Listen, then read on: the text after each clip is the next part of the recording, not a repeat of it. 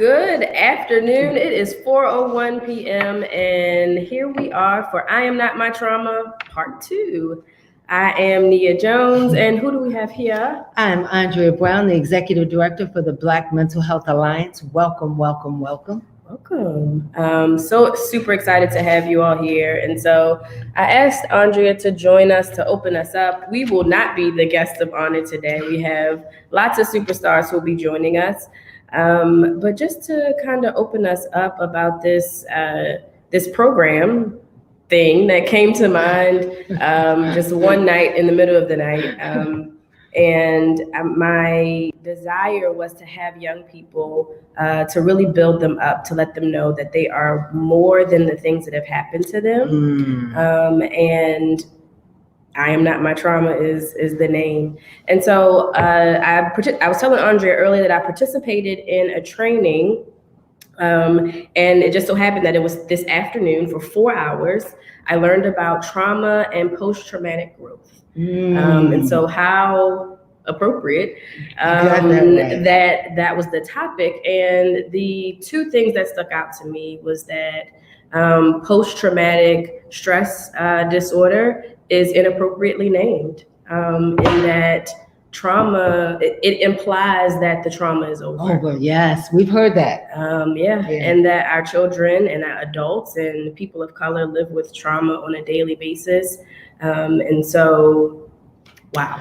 So first of all, I'm so glad you shared that. And what you guys don't know, and I think it's important to share this with you, is when Nia first did this, right? When she first talked about it, I was like, that has to be a series. It has to be a workshop. It has to be a training, because it is so important about how we are defined. Yeah. And and Nia graciously, and I guess both of us have some interesting characteristics in our personality, because I thought I said it after she had done it, and she's like, yeah, let's run with it. And so I'm not sure what that means, but we're the perfect combination for this. But I think it's important to note that, probably a few months ago, we had a training about, the name escapes me, and I should know it, but it really did talk about just what you said about this whole language around PTSD. And that it is not we're still here. And so I am really excited to hear us talk about that. And what better time than a Mental Health Awareness Month? Yep. And, and our hope is that this continues to resonate, that you don't have to be defined by your trauma. Absolutely. And you get some of the tools, not just today, but throughout, especially as we connect on an ongoing basis, to really be able to find your healthy place. Absolutely. And so we're excited to have you here. And I'm glad you took that class today. Perfect timing. Perfect timing. And then the second thing that stuck out was there's a TED Talk, and then the name of the woman escapes me, but she said, what do you see if you see a bear? And so people said, you run, you do nothing, you faint. And she said, think of that bear as trauma. And what if the bear is there every day? Wow. And so this week is National Prevention Week. That's right. And that's the reason for this event, that for an entire week, SAMHSA and Behavioral Health Systems Baltimore, who have been amazing funders to the Black Mental Health Alliance, right. And partners. That's right. Have said, have this event, have some event that looks at prevention. And so National Prevention Week looks at substance use disorder. It looks at youth marijuana use. It looks at youth suicide, as well as youth tobacco and e-vaping. And so that's what all of our guests are talking about. All of those bears, so to speak, are throughout our communities every day, and they show up in a lot of ways and are usually used as coping mechanisms. And so we have some amazing guests here today. I see our folks in our green room at the bottom, Amir, Tim, and Isaiah. And so I'm going to welcome them to the stage. I also see Ms. Kamala Green from the health department in backstage as well. And so they'll all be talking to you today about their various experiences. And so I'm going to welcome the young people from Keys Empowerment to the stage now.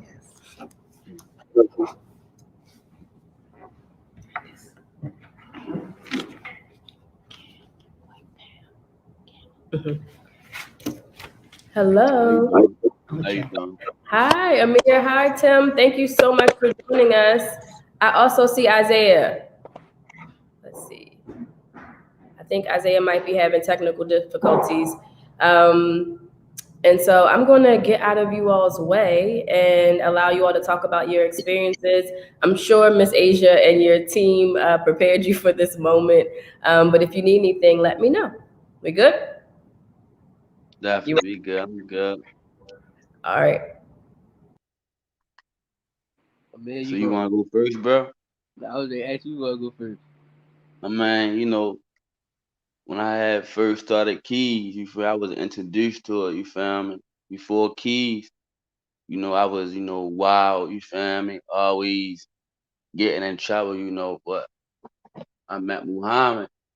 You feel me? And seeing another man who just like me, but just chose a better route, made and encouraged me to do better for myself, for real. So they definitely helped me to, want to get a job and, make smart decisions and know like you can be whatever you is, you feel me? But you don't gotta, you feel me, broadcast, you can be a whole another man. They really taught me how to be corporate, you feel me? So you wanna chime in on that, bro?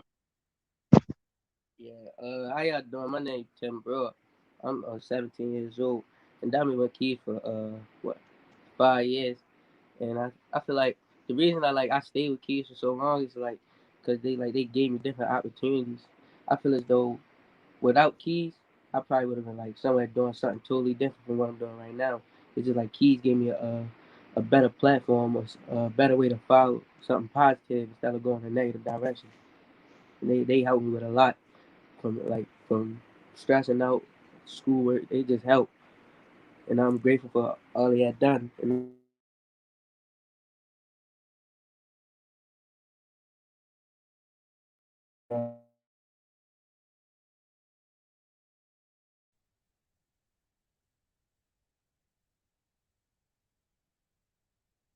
I think kind of skipping. You still talking about my thing skipping?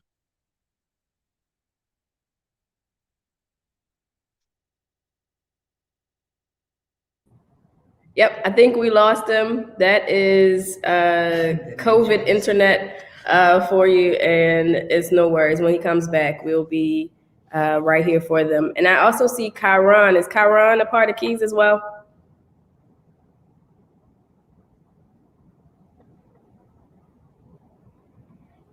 I think I lost both of them. Uh-oh. No, I'm here. Oh, Amir is still there. All right, so Man, Amir, let me ask you really quickly. So, this whole week is about prevention, and you went through an entire program with Keys around like mentoring and substance use, and it sounds like they've been really influential in your life. And so, let's think like if Keys was like all over the city, and we were able to make young people like yourselves whole and well, what would that look like? Like if our communities were well, what would that look like? like me and Red though, everybody was positive. Yeah, what would that look like?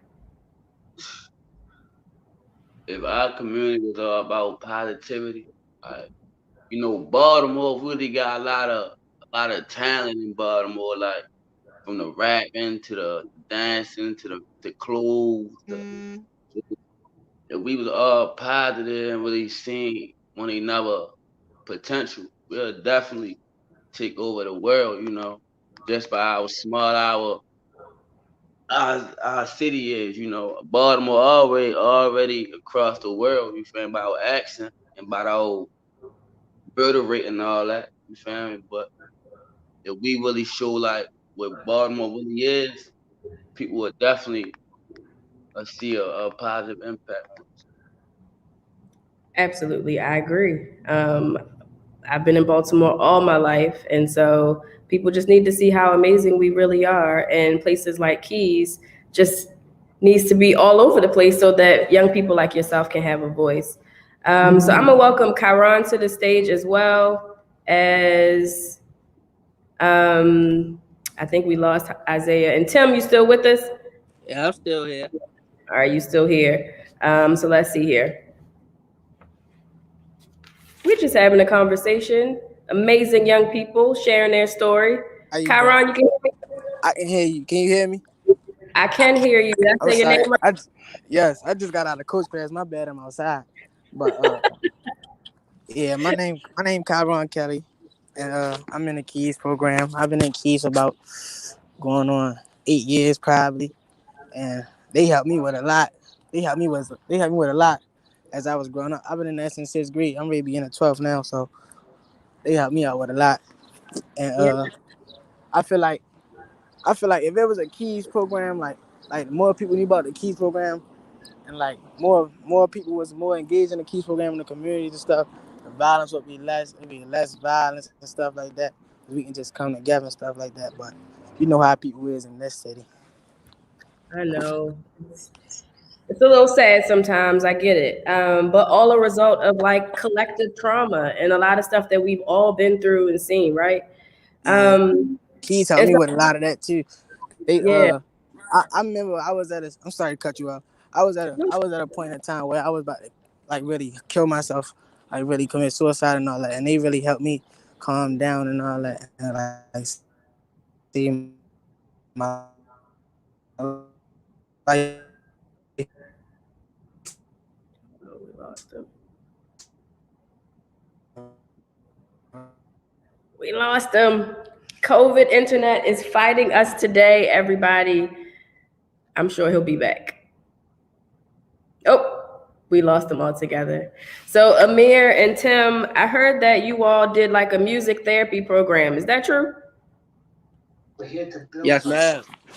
No, Oh, I ain't do that. you didn't do it? I did it. So Tim I'm did not. it. Nice. What was I, that I, for? listen. I didn't complete it all the way out, but I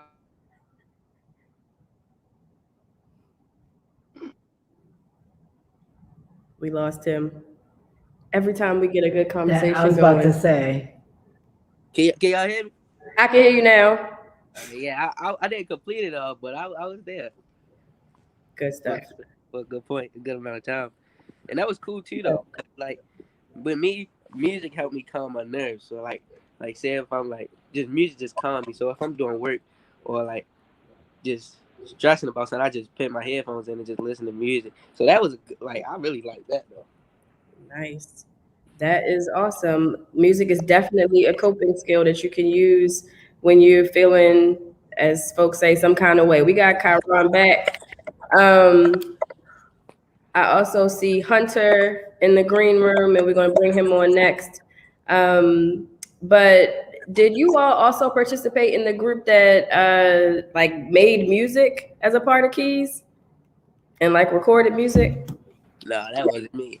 That wasn't you. Okay. Well, Keys has this amazing program for those who don't know that young people actually were making music. I think they had like Pork Chop from 92. Oh, I think that was the summertime. I did It do was that. the summertime. I did do that. And we had made a music video and we made a song too.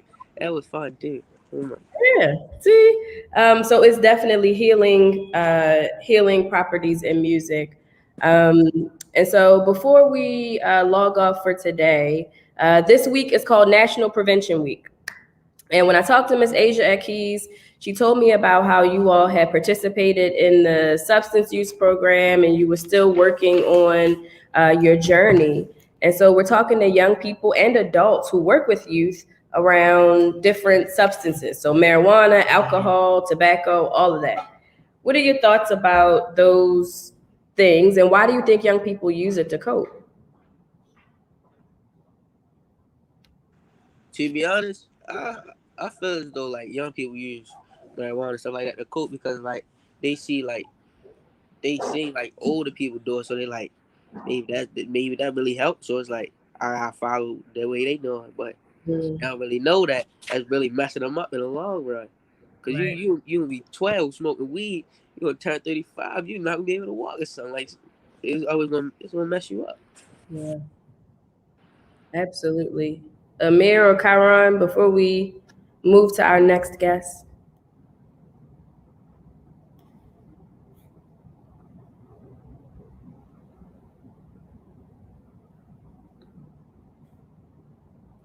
Also see Hunter. Hunter, you there?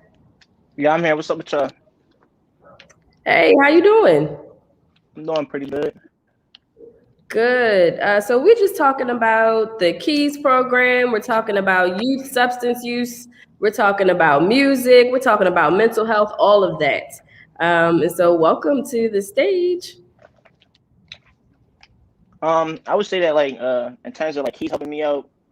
Um, I remember like the first thing that really made me like look at like what we are really doing like for each other was when we was talking to the kids from Africa. It was real like it just interesting to hear about the way that people live in the different parts of the world and like how we face our struggles differently and similarly at the same time. Um, I thought that was real cool. Just talking to the kids, like how they see like the most basic things as luxuries, Can and we y'all take it for hear me? granted so often. I can't hear You know, nothing. stuff like water, stuff like that. But yeah, that's cool. And Keys helped me. I remember the first time we had the big group call.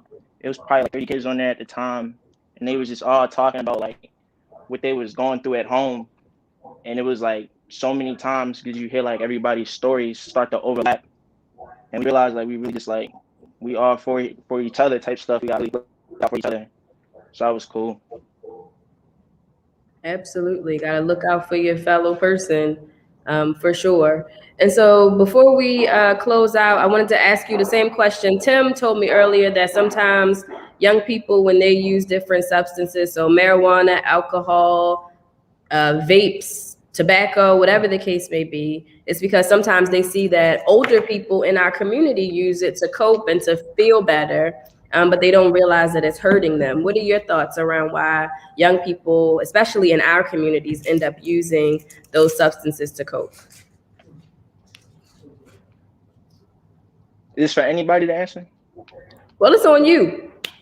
Oh, man, when it comes to like substance abuse, I mean, I just been knowing and around that probably like my whole life. You know, my parents smoke and drink, and then you know, just going outside. You got the old heads on the body smoking and drinking, the little kids that be doing that. And then on top of that, you go to the stores, it be all over there. So I don't know. Like for me, it's like just seeing people smoke and drink or like anything, pills, whatever. Like it's all the same thing. It's just like a way to not have to think about what they're going through the day. But I feel like especially like in Baltimore or places like Baltimore where it's a lot of black people that are not well off, you know, it's they try to like propagate it for us to make us like unhealthy and stuff. Cause my mom, she used to tell me about like when they were younger, like kids didn't really used to do drugs like the way they do now, like in terms of like just like the abuse. Like they would just try stuff like that, whatever. But it's just so available now in the corner stores. Like you can get this stuff anywhere, corner store, gas station, on a block. Like it's just so available. So it's just something that it's always been like a big struggle, Mm-hmm. especially in Baltimore. But you know now with the vapes and all that, like it's just way easier for kids to get in contact with that stuff. So it's always been a problem. It's more relevant now because it's just so many people that are starting to realize it, I guess. Wow. Absolutely. And that's what we're talking about today. So you right on point with that comment. And so Tim, Amir, I see Chiron as well. Any last thoughts before we roll to our next presenter? Yeah, drugs, right? Like I feel as though like with the pills, man. I don't believe that weed is a drug though, but you know, the pills and the bars and all that is everybody doing it. Well, I don't do the pills and the bars, but everybody doing that type stuff because they see they see what's popular. Because you see the rappers, they be always do it, but the females want them. So Mm, you gotta think like when kids growing up and they see the rappers running around and they got the drugs and they feel as though that's what's lit. That's what how to live. Rather than we see. That was good. That was good. Y'all talking good on here today. Thank you so much. Any last thoughts from you, Tim? I saw you shake your head. No, I don't got no man. Good. Thank you all so much. I really appreciate you joining us today. We're gonna have to send y'all something in the mail for your time. But this was great, and we can't wait to see what y'all grow up to be. I can't wait. And I'll be like, I knew them when back in the day. Oh yeah, I forgot. That reminds Who's me. definitely going to be a billionaire. So keep your eyes open. Listen, That, send somebody back to the Black Mental Health Alliance. We're gonna need it. yeah, that remind me though.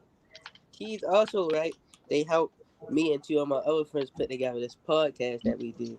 Where we had to go on philanthropy tank. It's like a kid Shark Tank, and we had Yeah. won a grant for $12,000 to start our podcast, and we've been starting this ever since. And we got season 1 over with. We waiting to start for season 2.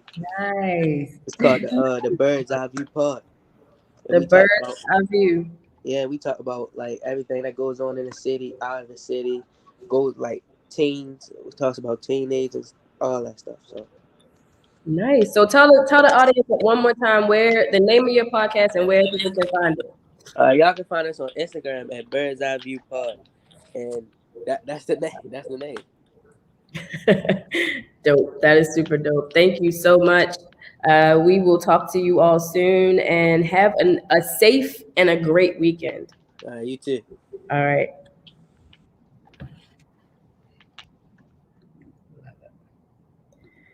Well, our young people have spoken.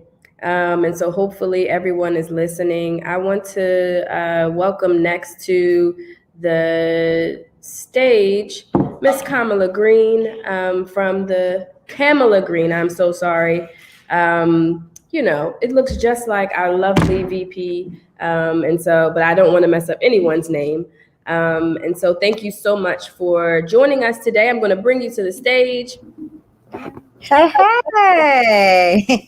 Hi.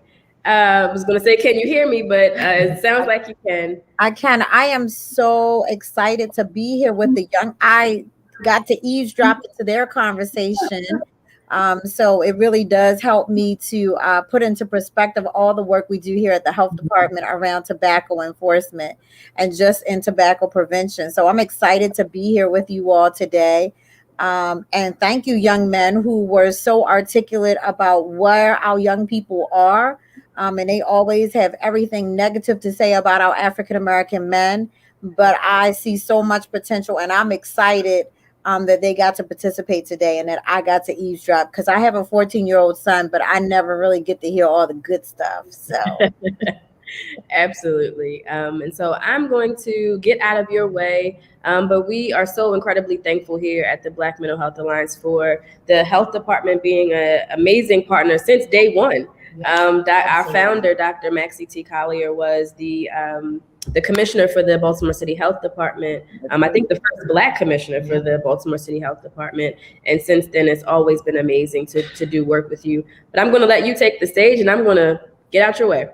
okay, Nia. So if there are any questions, obviously, throw them my way. But, so I heard that. So I'm just going to start to piggyback on what the guys were talking about when they said they saw adults who used smoking products. And I will tell you, Baltimore historically has been a blue collar city, which in emphasis, when we look at research and we look at all of the dynamics around smoking, one major piece that we always walk away with is around most smokers lack education and lack the ability to make money.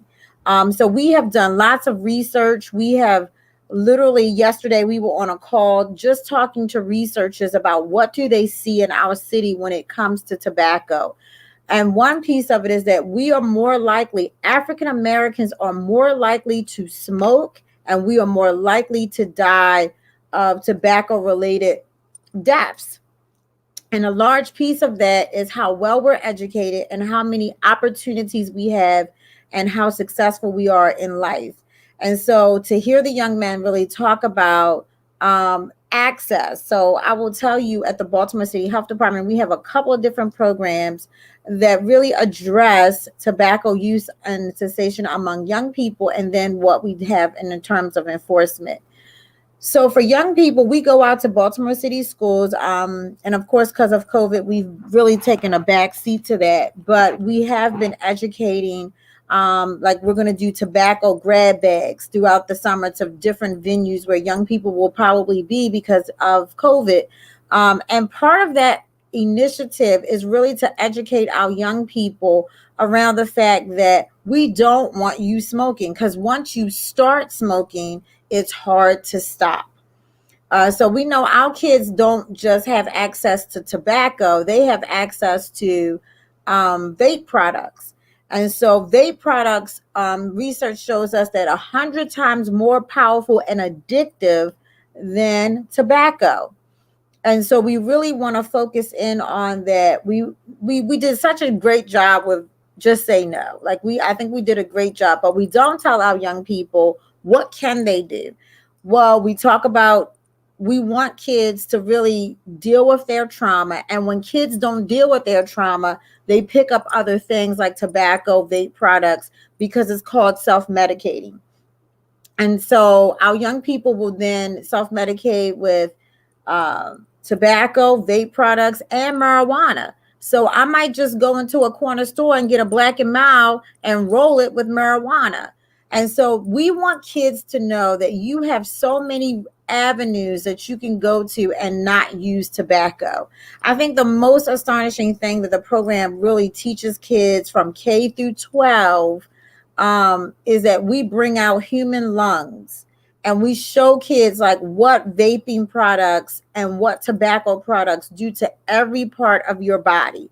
Literally what it does to your sexual drive, what it does to your heart, what it does to your lungs, what it does to your teeth, what it does to your ability to breathe. And so the young people are often so bewildered and such in amazement. So kids will often say, it's not cool to smoke. But we know that our young people are smoking. And so part of that is that we really force our kids to take a look at it. Like, here's a human heart, and here's a heart where people have smoked. Here's human lungs. Here's lungs that look like when they smoke. So we want kids to really see the visual and to understand that smoking is real, just like COVID is real. Like smoking is real, but we understand that our kids have so much trauma and walk around with so much stuff in their heart and their minds that by the time they get to a trusted source, oftentimes they have now picked up behaviors that are addictive.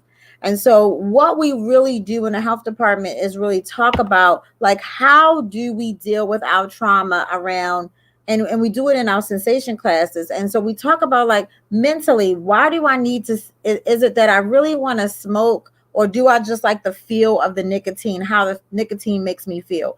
Yesterday, I was on a call and we were talking about vape products among young people.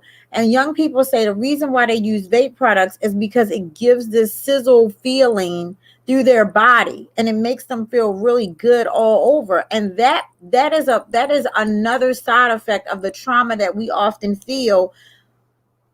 I want to feel better. I want to feel better. I want to think better, and I don't want to feel so heavy. And so we know those products cause you to feel. So we talked about the FDA has now put a ban on menthol, is moving through that process of putting a ban on menthol. And we know that menthol cigarettes is the most highly addictive cigarette that you can purchase. For instance, all of us know about Newports. We know that Newports carries probably the highest level of nicotine.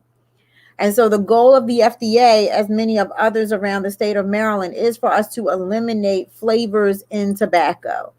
Because we know it's addictive and it leads to other drugs. So normally, and the kids know this, normally I would tell kids when I was practicing mental health therapy, I always knew my kids who smoked marijuana because why? They would smoke a Newport. And so I would ask them, oh, are you smoking marijuana? And they would be like, how you know, Miss Campbell? I'm like, because you're smoking a Newport. Because a Newport would extend the high because of how much nicotine was in it. So our kids really are dealing with so much trauma, so much responsibility that they probably have never had to deal with, and they will resort to these particular devices. So the vaping products, like several rappers have come out and several marketing campaigns have come out in order to quit smoking. It's better to vape. And when in fact, you don't even know what the substance is in the vape cartridge. So in a vape cartridge, you could be in some back alley and create whatever's in the cartridge and not even know what's impacting your lungs and your heart. We've had several we've had several vaping related deaths here in the city because somebody vaped and didn't know what was in the cartridge and didn't know anything about it. So we really have started to come home and really talk about, like, why is vaping so attractive? It's attractive because of flavors, like so cookies and cream and strawberry and watermelon, things that we would find in candies. Really now the vaping communities have put it into cartridges and vaping. So we really want to keep young people focused on the fact that instead of using those products, find a trusted source, try to find a therapist, and then find mentors. What I appreciate about the young people who were talking earlier is that they have a program where they can really talk about and be who they are, and it's accepting, and an adult is accepting them for who they are. And so the focus really we want to do for young people is to start having those conversations young. Like, hey, don't go to the corner store just because they'll sell you cigarettes. Don't buy them. Just because you go to the corner store and you can get a vaping product, we don't want you to buy that. What we want you to do is find that trusted adult, and that is the key in any of the nicotine, any tobacco related products, and even in vaping, is that people will say the major reason why they started smoking was because their parents started smoking at an early age and they modeled that behavior. And then the second piece of what they will say is that they could not stop because it made them feel good. So they developed an addiction for it.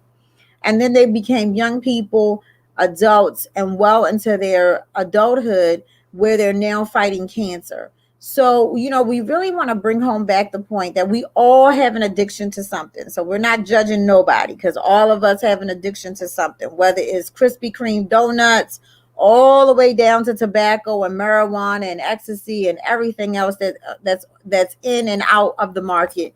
But the focus is how well we're coping, how resilient we're going to be. And so we want to teach kids to be resilient, and that's why we need to put better support services in place.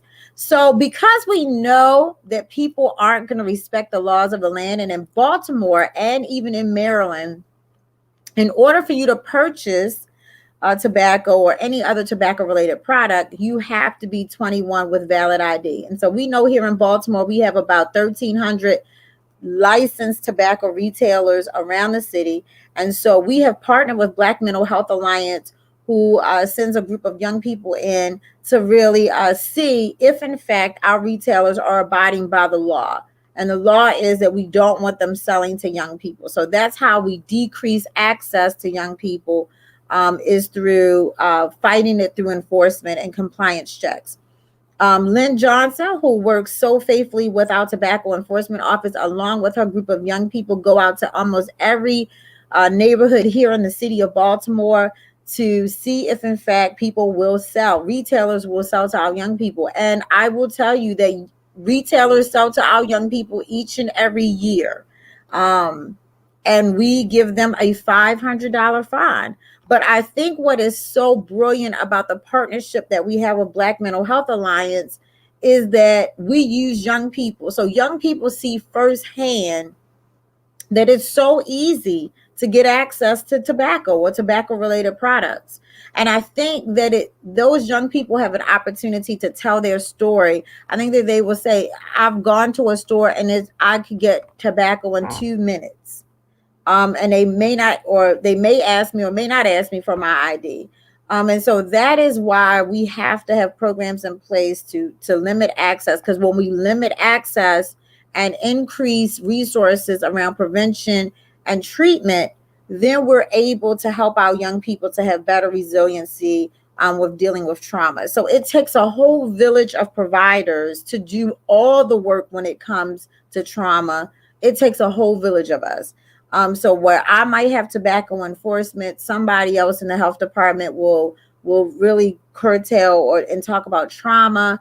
And then we have other providers around the city who do mentoring, who do therapy, who just provide a social space for our kids to be able to express themselves. And oftentimes that's the only thing that our kids want to do. So I love the partnership we have with Black Mental Health Alliance, because those young people have the courage and tenacity to go into a store, get tobacco, and then it helps me to do my job to then provide a fine and to say, look, you can't do this in my city. You can't do this to my young people and sell tobacco, because I want them to live healthy and happy lives where they then are parents and grandparents of children as well.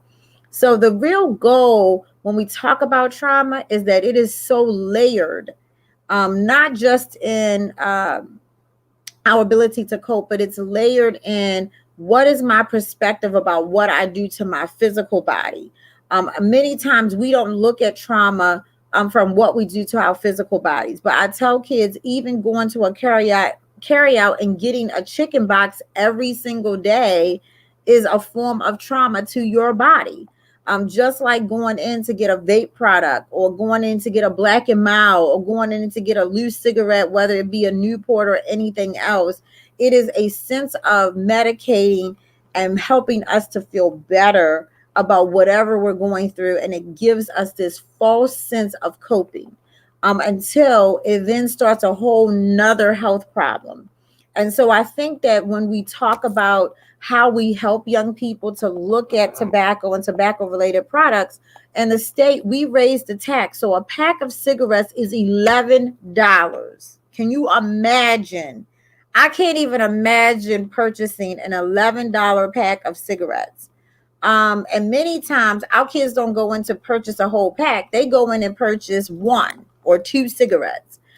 So the goal really is that we do policy work to limit access, but we also do policy work to influence treatment. And so we got to see tobacco as a drug and not as a consequence to our kids. We talk about this around the state, that in some jurisdictions of the state, they will prosecute young people if they have access, if they have tobacco on them. And I said, our kids, especially African-American kids, go through enough around the judicial system we don't want them to have other charges, especially something that minor.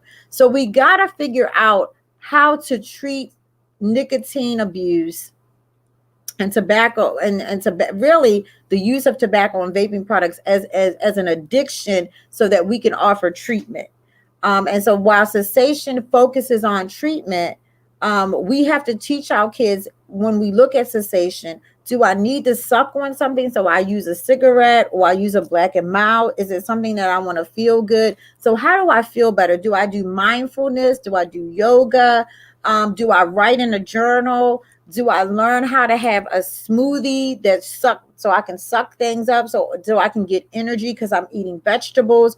What is it that we can help our kids to build resiliency skills around cessation for tobacco products or other tobacco related products, versus having our kids to become really serial smokers that then lead to other drugs that they may incur because of that.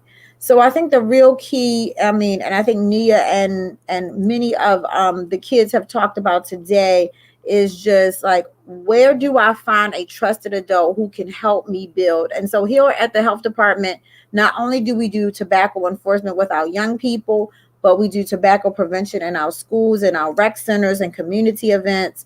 But we also will start in the summer offering cessation to anybody who wants to do it virtually, because we understand that COVID is going on.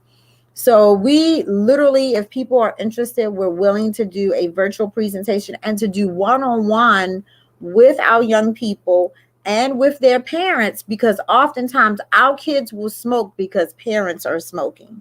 And oftentimes they share cigarettes. So we want to be able to offer virtual virtual workshops and virtual classes on how to reduce our smoking and to how to reduce our stress, because stress is also a contributor to sometimes our trauma. So I don't know, Nia, like I've covered the full scale of things, but I just want to mention this one thing. We have about 5 neighborhoods that are in Southwest Baltimore, West Baltimore, East Baltimore, Northeast Baltimore, and then in Southeast Baltimore that we focus on really increasing our tobacco efforts around limiting access for young people. I mean, and that really is the work that we do, is to focus on limiting access. And I can't thank the young people who are courageous enough to go out to really focus in on getting those tobacco retailers who don't have an investment to our young people.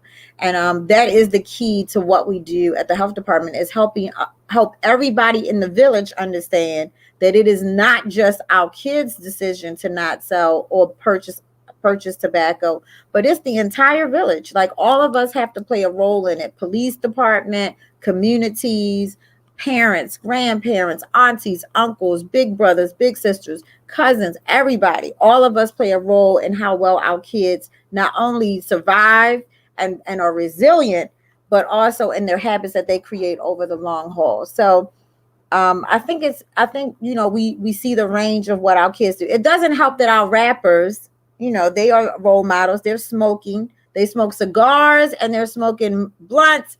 And so our kids see that and say, well, I want to be cool too. So that's what I'm going to do. So I think that we've seen a transition from cigarettes to our kids moving towards the Black and Milds and the cigars, because that's what is the social influence. So the social influence of the music industry has been to move to that. Wow. Just a wealth of Yes, information. I so appreciate And you can hear Andrea in the back. A wealth of information and knowledge, and I'm impressed. Like, I don't even know if you have notes, but well, I'm gonna tell you, I love what I do. So my staff will say I will go out in the field. I don't have to go out in the field. Like, I run everything, so I don't have to go out in the field. But the key to going out in the field is to understand where our kids are. And you don't know that until you have to sit with young people and say, like, why are you smoking? Or like, what's going on? And oftentimes they can't tell you why they're smoking. Right. Because of the trauma that they've endured or the experiences, and they can't put a label and says, hey, I've been traumatized, right? They can only say to us, look, I saw my friend get shot and killed. Mm-hmm. That's real all day. Yeah. My mom's on drug. I've never had a father, or my father's in jail, or I've been raised by my grandparents, or somebody's molested me. So our kids deal with so many layers of abandonment and rejection. So by the time I have a conversation about tobacco, the kids like, really? That's what you worried about? Mm-hmm. And so, that's a real conversation that my staff have to have too. So that's why we bring out the real lungs and the real heart, so that the kids can understand, look, you might have been traumatized, but you now are making decisions that you will have to account for, not your mama, your daddy, your grandparents. You, 10 years from now, will you be up in a hospital saying, I have lung cancer or I have breast cancer? That, and that's a real conversation that we have to have with the kids. So I like to go out because I like to eavesdrop. And I like to have the conversations because the kids are always amazed that I know just as much as they do. And I'm old to them. So, I like being out because it really gives me the awareness of like how to teach this, and really for my staff to engage them at a different level. Absolutely. We had you all at our first youth summit, and this year is our third. And so we have to have you come back to share this information. It is vitally important. But I want to welcome to the stage, and you're welcome to stay. We thank you so much for providing so much information. We actually have one of your troops joining us. I gotta stay on and hear this. You gotta stay on and hear. They're about to join, and so I'm going to bring them right now. Hey, family. Hello. Hello. I just wanted to say, Nia, was it something you wanted to say before I start talking? No, good. I mean, okay. First, because I just wanted to start by saying thank you, Kamala, so much for sharing that pertinent information and insight. I actually learned some things listening to you just now. As you said, this is BMHA's 6th year for doing the Youth Tobacco Enforcement Initiative, and been in and out of a lot of stores throughout the city. And yes, even over the 6 years, some stores have sold all 6 years. They've changed their names, not their location, but changed their names, changed some things around in the store, but continue to sell, even though we ask them not to. The signs say that they don't. And it's just been interesting that we started again this past March, and since March, we've done 268 vendor checks. And in those vendor checks, we've made 153 purchases. So that says y'all got me working hard. I left the office today. I literally shook my head and looked at the stats today. So Lynn, I can't say it enough. Our kids are courageous, Nia. They go into some really challenging neighborhoods and stores to do this work, and I'm always proud of them. I will always have a conversation about how proud I am about those kids and Lynn for just being out there, because the work they do is so essential to the work we do citywide around limiting access to tobacco. Yes. I actually have one of our top buyers, if you would, Bernadette Marks here now, and Bernadette wanted to talk to you all a little bit about how this has impacted her peers and herself and yourself. Go ahead, Bernadette. Hey, what was I saying? Oh yeah, tobacco has impacted my peers and my community because it's not good for their health. They get sick, and it's real addictive. And for us, community wise, they, like she has said, they sell it in the corner stores anywhere on the streets for 75 cents now. It used to be 50 cents for a loose one. That's what I just learned. So if the store won't give it to you, somebody on the street will say, oh, I'll buy it for you. I got you. Or loose one. They don't care how old you are. I'm like, wow. So it's like real sad. And the experiences I had in the stores, is every store I go in, they have the sign. They would ask for my age and ID. I'm like, oh, I don't have it.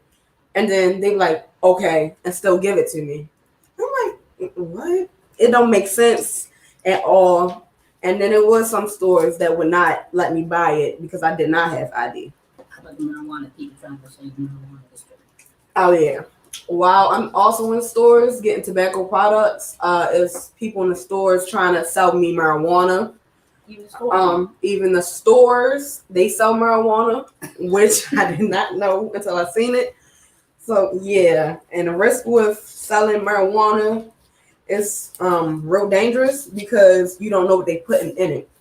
And a lot of my peers have been laced with marijuana, and then come to find out they're also putting drugs into tobacco.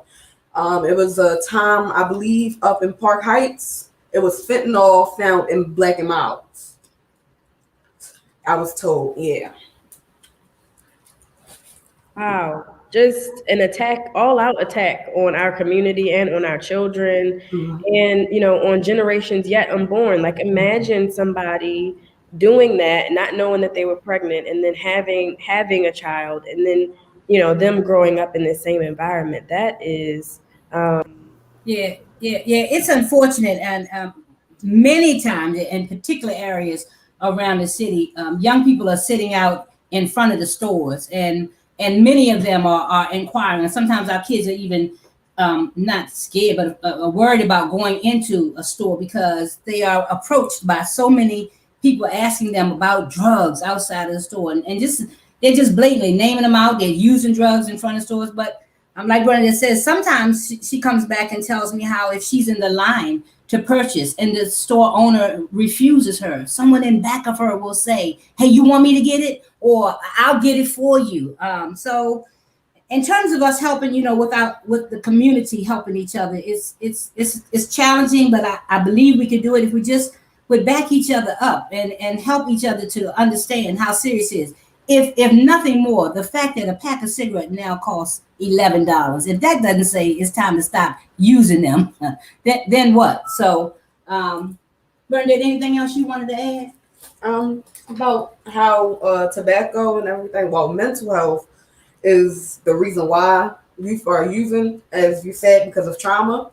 But the thing about that is trauma and mental health does not exist in a Black household.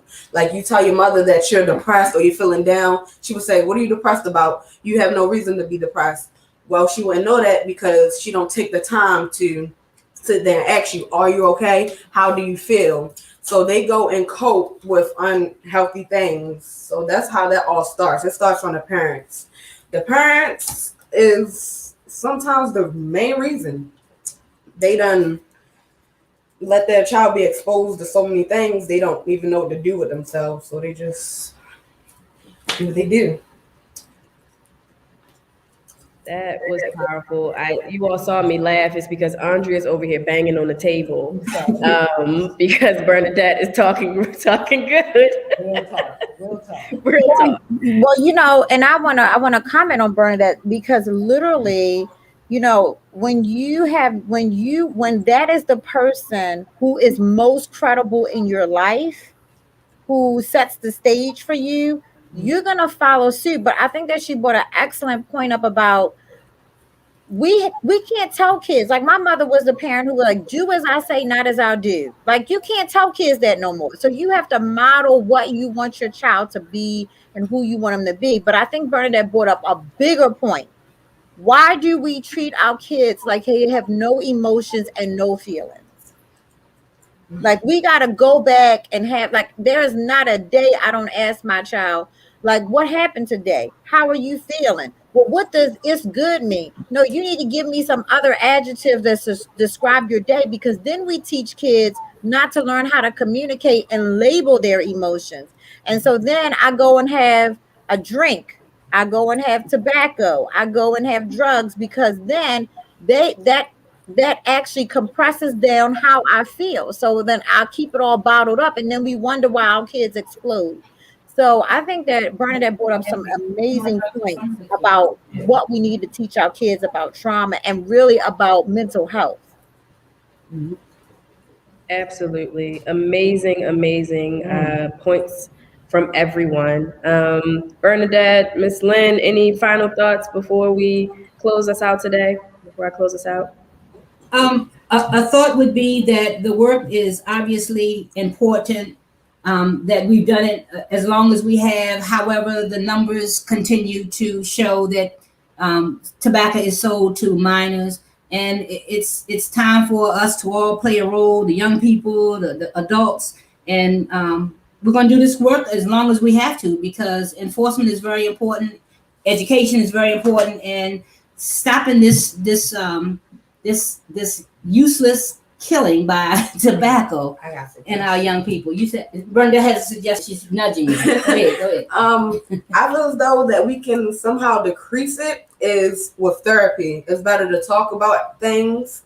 And I know that some kids are scared to tell their therapist everything, like every piece, because they're scared that they will be put away into like a mental institution. So they only tell them like pieces. And because of that, they smoke. So I believe that it should be something that you can tell them everything without getting like in trouble or getting anybody else in trouble. Yeah. Absolutely. So good. So important. Thank you so much, Bernadette, Miss Lynn, Miss Kamala. Thank you all for your amazing wealth of knowledge. And we'll have to have you all back. I mean, two of you work for us. But we have to have you back to share again. This was absolutely amazing. Thank you for having me. And thank you, Bernadette and Lynn, for your partnership. I appreciate you all so much. Thank you. Thank you. Thank you. Thank you. Well, everybody, we are coming to a close. I told you 1 hour we were going to be on here, talk a little bit about prevention, but the work doesn't stop here. We have these events. Organizations across the country have been having events and talking since last March. And so when I planned for what the Youth and College Division would look like for the Black Mental Health Alliance, I said we get a little bit of talk, but a whole lot of action. And so as we close out today, my call to action to you is to pass this information on to somebody. This has been shared on Facebook as well as YouTube. Share this link with someone. We can definitely save a young person's life. Donate to organizations such as Keys and Powers, who's doing some amazing work with our brothers that opened us up today and talked about their process of healing from substance use disorder and for their own mental health. Partner with organizations such as the health department. If you're a young person and you want to get involved with all of the tobacco that's being sold in our communities, come join us at the Black Mental Health Alliance to become a part of Ms. Lynn's team and the other team of young people who do this work. And always, always, always check in on your fellow humans. And so I'm closing today to talk about Black youth suicide.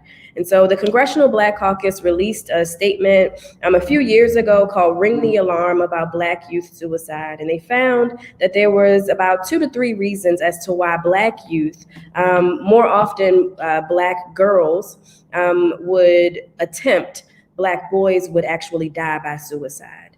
And so why is this so alarming? Because we saw that for so many years in our communities, it was thought that Black people don't do that, when quite the opposite was true.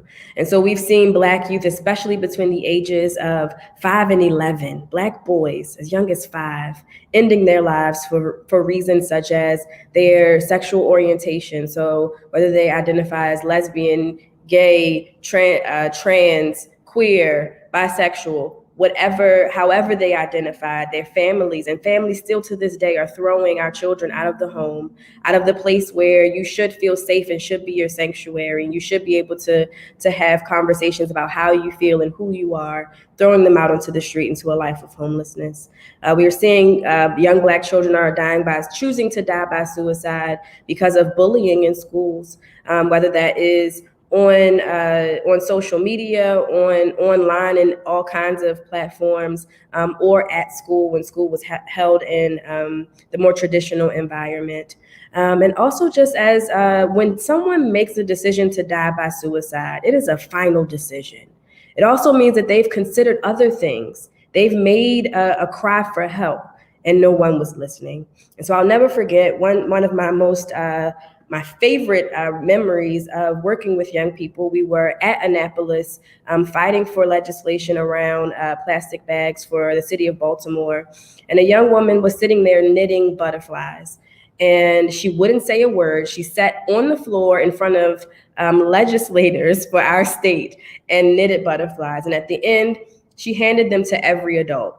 This day, I guess I looked like an adult. And she said, "I'm giving you this to remember that adults don't listen." Don't let that be the case for our children. Don't let that be the case for any child. And so as we think about Black youth suicide, I end with a quote from one of my favorite activists, Malcolm X. He has a birthday coming on the 19th, which is next week. "We need more light about each other. Light creates understanding. Understanding creates love. Love creates patience. And patience creates unity." And so in everything that we've shared today, we've shared information. You've heard from young people directly from the source. I didn't even pay them yet to say these things, but they have given you information about how they feel, how these things are showing up in their communities. I offer that we begin to advocate, that we begin to fight against systems that are dropping tobacco and vaping products in our communities before they drop fresh fruits and vegetables, that we fight against systems that continue to plant seeds that then bear strange fruit in our communities, and that we continue to link together to support each other. That's the recipe for Black wellness. It's been my absolute pleasure to be with you today. It is 5 p.m. I want to recognize your time. It is a beautiful day outside. Get out there, stretch, do something safely, of course. Wear your mask. I know they're talking about don't wear a mask. I don't want to hear it. I'm putting mine back on. Put your mask on if you haven't been vaccinated. If you're going to get a vaccine, do that too. That's important. But it has been our pleasure to be with you today. Stay on the lookout for more information from the Youth and College Division at the Black Mental Health Alliance. So much more is coming. Our annual Youth Summit will be held this year at the first full week of August, August the 2nd through the 6th. Black Brilliance, Black Wellness, all on display all week long. You please bring your favorite young person, including the one you don't like, to our amazing event, and we can't wait to pour into them. And so we can't wait to share more. Follow us on all social media outlets, and please share this video with somebody who needs it. Thank you so much. Have a great weekend.